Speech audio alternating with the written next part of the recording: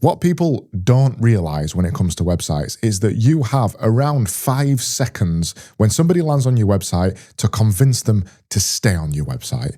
Not to purchase from you, not to decide to continue, to just stay on your website. Because if within those 5 seconds they do not find what they want, they click back and go to the next example in Google or the next example that AI search has found for them. Everything on your website comes down to the top of your homepage. People traditionally call this above the fold, which is basically the area that is visible on a screen. Now, be that a mobile screen or a desktop screen or an iPad screen or whatever it is today, the term still stands. And we need to make sure that the top of our homepage, we need to answer the majority of these 5 questions, otherwise someone hits back and goes to the next website. Now, I manage over 80 websites every single month, and I look at analytics on pretty much the majority of them. And I have regular conversations with all of my clients about these websites. I've also been running a web design agency for over 15 years, so I see these mistakes time and time again. People overcomplicate their website. People make their homepage far too elaborate. They talk about themselves too much, yada, yada, yada. I see the same mistakes over and over. And it's actually very easy to flip them on the head and make sure we don't make those mistakes, because there's other more important things. Those more important things are your potential customers, because your potential customers landing on your website for the first time are asking the same basic 5 questions over and over and over. Those 5 things we're going to talk about are: what do you do? Who do you do it for? Are you for me? What do I do next? And how much does it cost? And now, without further ado, let's look at the websites. So this one I've got up here in front of us is one called Mills and Reeves. The number one thing that people are looking to answer is, what do you do? I'm looking at this straight away, and it doesn't actually say above the fold on the homepage what this solicitor does. I actually have to scroll down where it says welcome to Mills and Reeves. And even then it's saying, as many clients will testify, too many lawyers deliver the legal advice and expertise they need, but fail to deliver the outstanding client experience. Even now, it doesn't have a clear area where we're actually talking about that this is a solicitor's. Even now, when I scroll further down, it says, do you know top 50? The Financial Times has ranked us as one of the top 50 most innovative law firms. Now I'm getting an idea of what this company is. But even now, it's not answered number 1. When I scroll further down, it says our key people. Further down, our expertise, built environment, charities, and blah, blah, blah, blah, blah, blah, blah, blah. Further down, I mean, Jesus Christ, this website still doesn't say, what do you do? And further down, legal insights. I'm getting a kind of idea here, but even now, it still doesn't say, what do you do? Oh my God.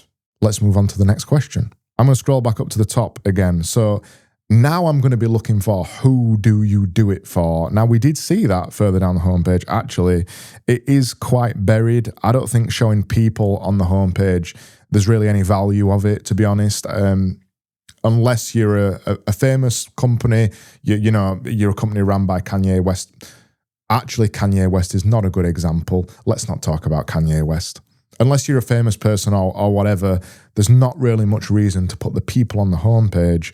But down here we have this expertise area, which says wherever in the world you need legal advice or whatever sector you operate in, it does show examples of who you do it for. Now, this is a nice little tip to put on your homepage. This can be achieved in many ways, as we'll see throughout these videos. It can be achieved by putting a bunch of client logos on the homepage. So clients, potential clients, can look at the homepage and go, oh yeah, they've worked with these other people in my industry before. That must mean that they're for me. So tick, it answers, who do you do it for? Number 3, are you for me? That's a closely related question. When somebody figures it out if you do it for them, usually you can figure out, are you for me? It doesn't really have any qualifiers on this website. So even though it says built environment and charities and social enterprise, what I would like to see next from it to really understand if I'm a charity, if this is right for me, it should say something like we work with charities who have £1 million in donations, or we only work with charities in the north of England, or these kind of qualifying answers, because when we qualify that straight away on our homepage, people who are coming to it understand, yes, this is for me. I don't need to ask any more questions. I don't need to go anywhere else. I don't need to hit back. I can see this is for me. This website doesn't really do a very good job of that. Number 4, what do I do next? Now, the most obvious thing that people usually do next is click the contact us, but we have a way as website designers and when we're making a new website to kind of qualify that a little bit more. You'll see here on the homepage, there's this read our report section. So that's the most clear and obvious next call to action on here. But then it takes me to a Mills and Reeves responsible business report. I'm not really bothered about that because right now all I'm doing is trying to figure out, what do you do? Who do you do it for? Are you for me? And they haven't done a good job in answering those. So I wouldn't really be bothered about reading a responsible business report. A responsible business report, I guess it's not a bad idea for a lead magnet, but it's too early in the stage. Before we stick that at the top of the homepage, we need to have already qualified somebody. We need to have already said, you are in the right place. This is who we are. This is who we do it for. And if you're still interested, click this next. So it doesn't really answer that either. Number 5, how much does it cost? Just glancing at this homepage, I can't see any examples of any pricing on here. I can't see them suggesting that anywhere. I can't see a clear place where I go to find that. It's a real fail on that one. If we were to discuss this further and think about how we would fix all those things, I think I have a good example of that. We recently rebuilt and redesigned a website for a family solicitors. This is their website. This answers, what do you do? We look after the law, so you can look after the ones you love. Okay, that doesn't particularly say what we do, but straight away below it says if you need help with legal issues relating to children, advice around divorce and other things, you're basically in the right place. Tick, it answers that. Who do you do it for? Well, it says who you do it for because right at the top there, it says if you need help with these things. Number 3, are you for me? You can infer that from the previous information. And then what do I do next? On this website, we have a clear contact at the top and contact details, but on every other single page, near the bottom, after you've read the information, we have book a free consultation. This is the thing that's used throughout the website. It's one clear next step that's persistently all over the website. And then how much does it cost? It was one feature that I really wanted on this website was the fees section, because when we click fees and let's say we got divorce, we can see straight away potentially how much a typical divorce might cost and examples of pricing. If you're looking to build a solicitor website, I think looking at the Routledge Law website is a good example. The Mills and Reeve is a bad one. Let's move on. So here's the homepage of the Stripes payments section. Answering question number 1, what do you do? It's clear straight away we have unified global payments to grow your revenue. It's a bit benefitsy driven. It's not as clear as I would probably like, but the reason I wanted to serve this example is because it's an example of something that's a bit bigger than a local company, and it's got a little bit of technical jargon in it, but it still kind of reads and answers the questions that we want. Number 2, who do you do it for? We can pretty much infer from looking at this that it's some kind of technical company. Stripe is a well-known payment gateway inside the development world, inside the web design world. So if I'm checking this out for the first time, I can see some clear things that give me an idea of who this is for. In the navigation, it says developers up here. In this area, it looks kind of a developer type screenshot. And then in this area over here, it talks about authentication, AI, docs, and all these kind of things. All of these things in this screenshot are kind of inferring that this is going to be for a developer of some sort. Number 3, are you for me? So is this for developers? Clients may also look at this page. It's more likely to be developers though. We're looking at this and again, we can see the same kind of things that we were just discussing. I think this kind of hits all the key points that we would want. Down there at the bottom as well, it says, start accepting payments, which is, what do I do next? I like that because it isn't just a generic term. It doesn't just say get started or something like that. It's something very specific. Start accepting payments. It's a nice word for both developers and a potential client to understand. Next to that, it has kind of a less technical thing that says contact sales. So this is a nice tactic that you can use on your website. Often when people come to your website, you're going to have two kind of clear potential buyers. You're going to have someone who is kind of understanding you. They're through the early stage. They're not quite sure whether you're going to be the right person or not. They're asking the clear questions. What do you do? Who do you do it for? Are you for me? After that, you're going to have people that already know that you're the right person for the job. They already know that you're going to do a good job for them. Then they want to click the very specific call to action. So in this Stripe example here, we have the very specific calls to action, which are people who already know that Stripe is right for them. Then we have the more generic one next to it, which is contact sales. So it captures both of those people. I don't think Stripe really gets anything wrong here. There's another section where it talks about how much does it cost. There's a clear pricing section on the site. It's a good example. There's not much else to say.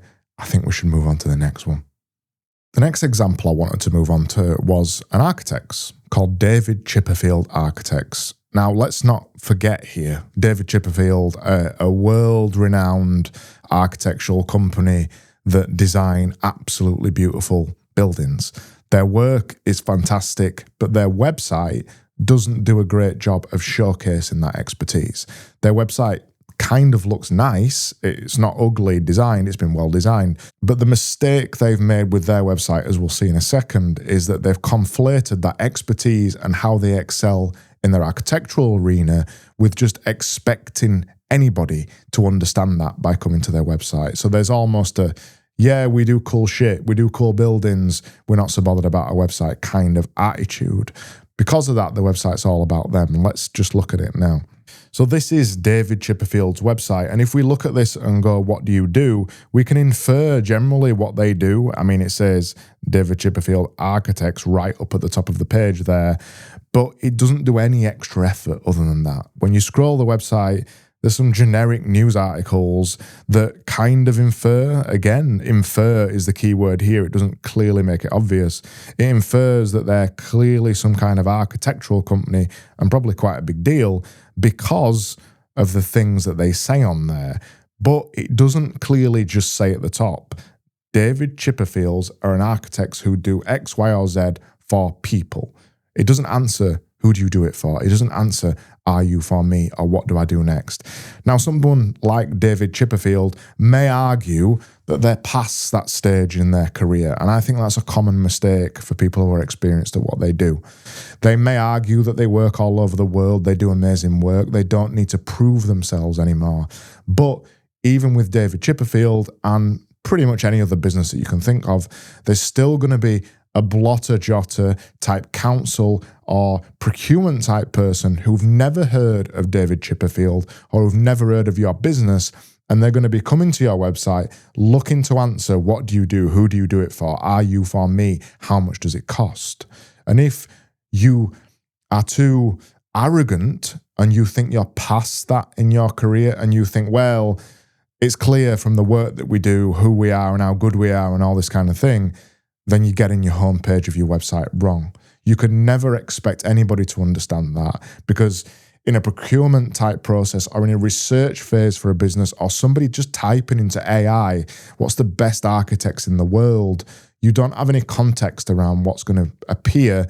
You have to prove that again and again and again on your website. And on your website, it's your 24-hour salesman. It's the easiest place to prove such a thing, that you have control of, that you can say exactly what I want to do. I think this is a big fail here on the David Chipperfield website. They could have done this in a very different way. There's things on here, if we look at it again, where it says projects at the top. We can assume on the projects page, it's going to give us some kind of taste of who they do their work for, and it does. We can assume by looking at the practice page, that maybe it explains how much experience they have, and it does. But the problem with this website is it's too arrogant for its own good. Even though they're a huge organization, you can never, ever assume that people know who you are. That's the mistake that the David Chipperfield website makes. And I think that's a lesson we can all learn. The final example I want to give you today is actually a website that we designed and built a couple of years ago now for a local business in Barnsley called Fashion Toolbox. We've talked a lot in this video about making sure we answer those clear questions. And I think the homepage of this one was a really good example of where we did that right, and it still continues to do it right now. The name Fashion Toolbox, when you look at this website, we're looking at it now, isn't clear as to what they do. I think the name actually confuses things a little bit, but as soon as you come to the website, you are hit straight away. 3D design and training for fashion innovators. And then underneath it, it says improve your workflow, reduce costs, and speed up your lead times, all through the power of digital design and training. That small section there at the top is doing hard work that's going to appear on mobile and desktop and tablet, wherever we look at it. It's answering, what do you do? It's also answering, who do you do it for? And to some extent, it's also answering the, are you for me? Clearly, straight away, in so few words at the top of the site. It does a great job of it. Next on that list is, what do I do next? It says learn more straight away. We have a clear call to action there. But what I like about this website, and it's one of the things I kind of encourage all of my clients to consider, is that we have a start a project button at the top of your site. This is a nice, clear, obvious message that you can put on your website anywhere and at any time. If the customer or the client that I'm working with is kind of unsure, they don't have a lead magnet or something like that, I'll always try and encourage them to have a start here or a start a project page. It's very clear. Then on the actual page, it says ready to bring your project to life. You scroll down. I'm hoping it's going to load in, and we have a Calendly straight away there, and you can book training or a discovery call. Even has some testimonials on there. The page is very simple, doesn't do anything other than show a couple of logos and the Calendly, but it clearly says, what do I do next? The homepage on this site is a great example of working really hard again. We've got a bunch of logos that show trusted by, another tactic that I use on the majority of my websites. Trusted by, straight at the top, showing potential clients and people I've worked with. Coming further down, actually explains a little bit about Laura, because Laura is a one-person company. Fashion Toolbox is a one-person company. I thought it was important on this one to show the level of experience she has and show who she is. She's the one delivering the training. And then further down, we actually try and convince people as to why they should go digital. In the fashion industry, it's quite common right now for people to be looking at ways to improve workflows. AI is obviously coming around, but a lot of the fashion industry is still quite old-fashioned and still aren't thinking about digital technologies. So I felt it was quite important for us on this site to show a convincer right at the top. Wait, why should you go digital? And explains and shows examples. Further down from there, we then get into what do I do? So right on the homepage, it is actually specifically answering, not generically answering, what she does, what Fashion Toolbox do as an industry, what services they offer. This can also be done by having a clear navigation item that says services. I like that one too. But here it says 3D product development, digital fashion training, digital fashion photography, digital pattern making. All of the phrases, the wording is very simple, easy to understand. And that's, if you're going to take anything from this rather long video where we talked about 4 examples, I want you to take this one thing away from it.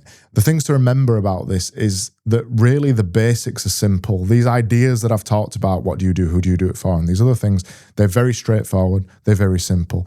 Every customer that comes to your website who is ready to buy, they're going to want access to the same information. They're going to want to know these things. And if you're not thinking about those things when you're writing the content on your website, people are just going to click it and bounce off. There is no friction to keep somebody on a website. There's too many choices out there now, and we have to fight really damn hard to keep that person on our website. I encourage you more than anything to stop talking about yourself. These questions and this framework helps you to stop talking about yourself. The only thing that matters is when a potential customer lands on your business website, they get these questions answered.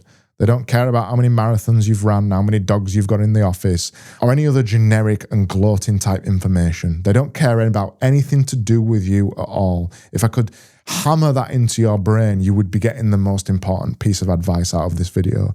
A potential customer cares nothing about you. They only care about what you can do for them. I hope this helped you to kind of understand and open your eyes about what you're getting wrong with your homepage on your website right now. And if it did, I encourage you to go to my website. The link is in the description, geniusdivision.com, and see if I can help you answer these questions. If you're still struggling, you can go to my website right now and click on Do I Need a New Website? When you click that button, you put your URL and name and email address in there. I'll get back to you within a couple of days with a short Loom video telling you exactly what I think of your website. If you're not quite ready to click that yet, I suggest you go watch this video over here right now that talks about headlines on your homepage and how to fix those.